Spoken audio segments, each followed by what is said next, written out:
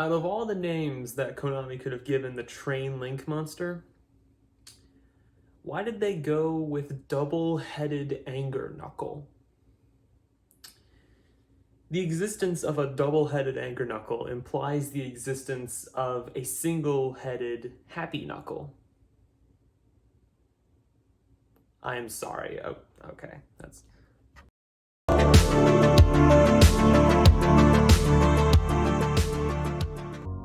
Good evening, ladies and gentlemen. It is your boy Pei. I am feeling great, and I'm coming at you with another spicy deck profile. This one is a good one. We've got the signature Earth deck of the format, whatever you call it. Some people call it Earth Box, other people call it Earth Machine. Whatever you call this thing, this deck is a monster, and I'm talking about nothing other than Machina Infinitrack. This is a deck that I have been playing for the last couple of months, but seeing a lot of success with the last week. And this deck is just crazy. It is hard to play, but it compensates pilots that have spent time playing it with intensely rewarding bosses and the ability to outgrind or outpower almost any deck in the format. This deck is absolutely incredible. I'm not going to waste any of your time. Let's get into the profile, starting with the main deck. As per usual, this is a 40-card main deck, and I'm just going to go through all the monsters at once. The thing with Machina Infinitrack is there's like 3 or 4 different archetypes that you take monsters from, so it's kind of hard to split them, so I'm just going to go through them all at once. For the monsters, we have 3 copies of Infinitrack Harvester. He is probably the best normal summon in the deck. On summon is a Rhoda for an Infinitrack monster from your deck, and is one of 2 Infinitracks that can target another Earth Machine to make both of their levels become the combined total levels of both monsters. It's really hard to describe. Basically, the only thing you're using this thing for is you're using this to target at level 10 and make them both level 12 to sometimes hard make Zeus, I guess. You don't use this one's effect nearly as much. 3 copies of Brutal Dozer because he is the glue that holds the entire deck together. You can tribute an Earth Machine monster, notably does not exclude himself to special summon himself from hand, and if you special summon from the hand, you can special summon 1 Infinitrack monster from deck in defense, but you are locked into Earth Machines. Doesn't matter, we're playing Machina Infinitrack. All we summon is Earth Machines. For the corner cases, we have 2 copies of Trencher. This is basically Orchest Symbol Skeleton, but like not really. Has the standard level 5 Infinitrack effect to tribute an Earth Machine to summon itself from hand, and then it can banish itself from grave to target a level 5 or lower Infinitrack monster in grave and special summon it in defense. Probably the 3rd most important monster in the deck. Obviously that's why we're playing 2 instead of 1, because you like having 2 for the grind game. Followed up with 1 copy of Infinitrack Tunneler. This is the pot of avarice for the deck. The reason the deck has such a formidable grind game. Has the standard Infinitrack effect to summon itself from hand, and then it can banish itself from grave, then target 5 Earth Machine monsters in grave, shuffle them in the deck, and then draw 2. It's free. It's basically Pot of Greed for the deck. You want to be playing this because it is super easy to facilitate this card. And then the last Infinitrack is 1 copy of Anchor Drill. This card is a solid soldier for any Earth Machine, and then has the same effect as Harvester to target another Earth Machine and make both of their levels the combined level. This one comes up a lot more because this card's level is just better for modulation. Typically, here's a hint, we're going to use this to special summon Ancient Gearbox from hand, make a mate, and then hard make a Dingirsu on the crackback, before eventually killing our opponent in 1 shot. So that's it for the Infinitracks. For the Machinas, we have 3 copies of Machina Metal Cruncher. Also 1 card combo, because guess what? You normal summon this, you can reveal 3 Brutal Dozer, or if you already have a Brutal Dozer in hand, you can just reveal 1 of your 3 trains in deck. If you also open to train because I guess you're just godly, you can reveal a Harvester for the crackback. This card is super versatile for the deck, and it's also nice because it triggers on normal or special summon. So if you summon this off of the Machina Trap card, it still triggers, and then you can chain block, because the only reason you're summoning this off of the Trap card is if you have Citadel in the graveyard already. So if you can do that, you can go Chainlink 1 Cruncher, Chainlink 2 Citadel, or Chainlink 1 Citadel, Chainlink 2 Cruncher, just whichever hand type you're trying to play around, being Ghost Bell, Skullmeister, or Ash Blossom and Joyous Spring. For the rest of the Machinas, 1 copy of Fortress and 1 copy of Citadel. Fortress could get up to 2 in the future, but honestly I think 1 is completely fine. Obviously Fortress is just a nice extender in the deck, and it's more powerful for the things that it does not do than the things that it does do, because this card does not activate, does not start a chain, and does not activate its effect to make its your opponent discard a card if they target it with a monster effect, that does not actually activate. It is before resolving the opponent's monster effect, so that's really powerful. And then Citadel obviously is just very strong, just an instant speed Raigeki for your opponent, and it just brings itself back over and over. This card is the powerhouse of the main deck, and yeah, it's just really good. Rest of the monsters, 2 copies of Heavy Freight Train Derek Crane and 1 copy of Super Express Bullet Train. I've seen some lists play 1 and 1, that's wrong. Seen some lists play 2 and 2, I could get behind that. Personally, I would go 3 and 1 because this chain blocks, this doesn't. But honestly, I like this ratio because this is also like a decent chance of opening a train. But if you have Cruncher and either Dozer or Bullet Train, you're able to do full combo, but also end on a Super Dora, and Super Dora basically is Masterpiece. So that's pretty good. You play the box. You hate drawing this card, but you gotta play it because it says +2. And then the only monster hand trap we play is 3 copies of Ash Blossom and Joyous Spring. I think this is just the best choice at the start of a format because obviously the format is still kind of unsolved. We have an idea of what the better decks are, but we kind of need to see what the hierarchy looks like, what's the best deck, what's the second best deck, and then from there we can kind of target our hand traps a little more. Maybe main deck Ghost Spells, Skullmeisters, Droll and Lockbirds, or Geedy Crows, just depending on what decks are the best. That is it for monsters. I think it's 21 or 22. I'm not great at counting, but y'all can let me know in the comments, and yeah, you'll get recognition, I guess. For the spell cards, there's not very many. 3 copies of Heavy Forward and 3 copies of Machina Redeployment. Just Rotas for the Machina and Infinitrack part of the deck. These are 6 more 1-card combos. This is kind of like 1.5 card, but you have to have the discard, which you're always going to have in this deck because you can generate advantage like that. It's just super free, and then Heavy Forward also being able to attach this material is pretty good because with this you can make your Dingirsu have a little more material, make your Zeus have a little more material. You can also put this under Super Dora to make it to where your monsters have resilience trying to kill your opponent. It's very nice. And then Redeployment obviously is just a very powerful card, discarding a card to search 2 Machina monsters or discarding a Machina card to search 2 Machina cards with different names except itself. This also can search the Trap card, which is really good because the Machina Trap card is actually insanely broken and did not get any respect when it came out, which is criminal because of how good that card is. Last spell that we're playing is double copies of Urgent Schedule. Some lists play 3. I think that's a little bit greedy. In a more going second, like traditional train deck or just Machina train deck, I could see 3 of this, but in a deck like this that wants to go first but doesn't care as much about going second, I think 2 is more the correct number, because this is a decent chance of opening it, and you're gonna be able to see one probably just because of how many cards you draw throughout the course of your turn. But honestly, this card is very strong going second, but it doesn't really do much going first, which is the reason that I'm only playing 2. That is it for the spells. Going into the trap cards, I actually go kind of heavy on the trap lineup. I'm playing 3 copies of Machina Overdrive. I don't need to explain this. This is the most powerful trap in the deck, honestly. Like, yeah, it's not the most disruptive on its own, but it says summon Citadel from deck or summon the Cruncher from deck if you have Citadel in grave, and then get Citadel back. And then during your turn, Pot of Avarice away your machines that are in banished or graveyard to draw 1. The draw 1 is a bonus, but putting back your Tunneler to be able to draw 2 more, or putting back your Trencher to be able to get more summons from grave, is just so strong in this deck. Like, this card just extends the grind game for miles, and it is absolutely incredible. 3 copies of Infinite Impermanence. This is the other hand trap I'm playing. I actually really like it in this deck because it's a hand trap you can draw for turn, you can get it off of Trap Trick. It's just really versatile, and also being able to play into Floodgate columns is pretty good. Because a lot of things this format are not actually going to kill you just because of the way this deck is. Like Urgent Schedule, you have big booties on your monsters. Remember, Harvester has 2100 defense, so like setting a Harvester into a board is actually not too bad. It's not the best thing in the world, but like if you have to play slower, this card is just the best trap card to do it, like the best hand trap to do it.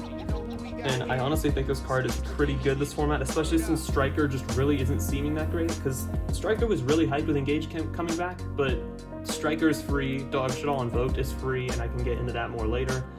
Tri-Brigade, which is looking like the best deck of the format, is very much free because of an interaction that I will go over when we get to the extra deck. But yeah, just Imperm just looks really good in this deck. I don't think I would change it for anything else at this point. 2 copies of Paleozoic Dynamicius. A good friend of mine is saying to cut this card, and that's wrong. In the locals I've been playing at recently, this card is always clutch. Just banishing things at instant speed is so strong right now. And the discard doesn't matter. We're drawing so many free cards. Like, this is always free to resolve. The only downside with this card is that I really wish its summoning back from grave did something, but it doesn't. I mean, a blocker's kind of cool, I guess. And then the last trap card is double copies of Trap Trick. This has kind of been established as pretty standard in most Earth Machine decks, but I like a heavier trap lineup with this deck because you win by trap cards and not by... your monsters actually do surprisingly little in the way of disruption, which is like the one downside with this deck, so your trap cards have to put in a little bit more work, so I like increasing that lineup just a little bit.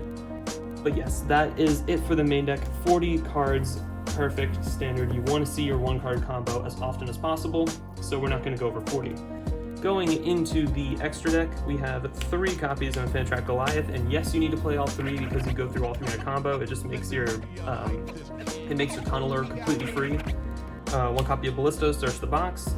1 copy of Anger Knuckle, Summonless play 2, but that just means you can't manage your resources properly. You should only ever need 1 of this. But yeah, this card is just incredibly strong, just summoning back Bullet Train over and over and over to get more adds, to make your rank 10s, to make more Link monsters. This card is just nuts. And then Qliphort Genius.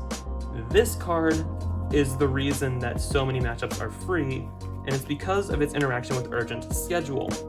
Against Dogmatica Shaddoll Invoked, the big thing you have to care about in that matchup is the copy of Schism. So the thing with Schism is it only fires in main phase, so in draw phase, what I typically do is Urgent Schedule. I mean, they better have the Mechaba for the spell, but if they also use the Mechaba on this, you're fine, because like, yeah, sure, that's the Mechaba out of the way. The only thing that you have to worry about now is probably Winda and then like a hand trap. We don't care about hand traps because we can play through a lot of them. But the Winda is a little bit more worrisome. But if this resolves, you're able to just summon 2 from deck. My typical targets are Harvester and where is it? Trencher. And the reason that we go for those is because in the Tri-Brigade matchup in particular, this outs the entire board. Because you summon these 2, you link them off for your copy of Qliphort Genius, and because the Tri-Brigade board tends to consist of Appaloosa for 3 and then a Revolt set on their side of the field, they can't interact with Genius with the Shreg because Genius is unaffected by everything that is not monsters with a level or rank. So Genius is at 1800. They're going to Trencher, banish, target your Harvester and Grave to summon it. If they Appaloosa this, they lose. If they don't Appaloosa this, because then they're also going to lose because you're going to have a Harvester effect on summon. If they Appo that, they still lose because then they're going to be within Genius striking range. The only thing that would be left would be the Shreg banish, which 1 banish is never going to end this deck's turn, especially after resolving an Urgent Schedule. Because bear in mind, at this point, we still have not normal summoned. And even then, if they let the Harvester search resolve, I'm just going to be like, okay, cool, Genius, target to negate. You can Appo negate, but it'll still be, Genius will be unaffected, so Appo will still be going down to 0. This completely runs over Tri-Brigade. Not as good against Dogmatica Shaddoll Invoked. Fortress puts in a little bit more work there because Fortress Summon in Hand does not activate, which is good. But yeah, just Genius is super strong because of the weird interactions it has with the metagame. So I would highly recommend playing this. I know some lists have not, and I honestly think that is just wrong because this card is just criminally underrated in this deck. As if for Link monsters, the Link monsters put in a lot of work in the deck, but the power of the deck comes from the Xyz. So we're playing 1 copy of Riverstormer, you make this in your combo. This card has always been crazy powerful. The weakness that Infinitrack had for a long time though is that we couldn't easily make it, but Dozer opened that wide open. Just 2 level 5s to make this, and then this can search or send any Earth Machine in your deck. This card is just crazy powerful for that reason. Literally searches anything, and it can also play through Droll and Lockbird because you're just like, okay, cool, send the Bullet Train. Because typical combo does involve getting a decent amount of searches off, but if they Droll and Lockbird you, you're just like, okay, cool, fine, I won't resolve the box part of the combo. I'll just, Stormer detach the Trencher, because you're summoning Trencher off of Dozer first. So you're just like, yeah, detach that to send the Bullet Train, link this for the Goliath, and then you banish the Trencher to summon the Dozer back, make the Anchor Drill, not the Anchor Drill, the Anger Knuckle, and then just end phase, Bullet Train, get back the Dozer, try again next turn while still having Anger Knuckle on board, which oftentimes is more than enough. Like, Anger Knuckle is surprisingly hard to play through just because it gets so much back for you. One copy of Earth Slicer. I do not make this very much. I'm not sure if it's just me playing the deck weird. Everyone says that this is like one of the most commonly made monsters in the extra deck. I make this about as much as I make Zeus, which is infrequent, but I would not cut it regardless. Now a card that I do make a lot is a copy of Dingirsu. This card is absolutely nuts in this deck because you are able to hard make it with the Anchor Drill and the Box, because Box can get added back to search Anchor Drill. Like that part of the deck just builds itself, and then you can do this as your normal summon while still having an Earth Machine on board or having access to one.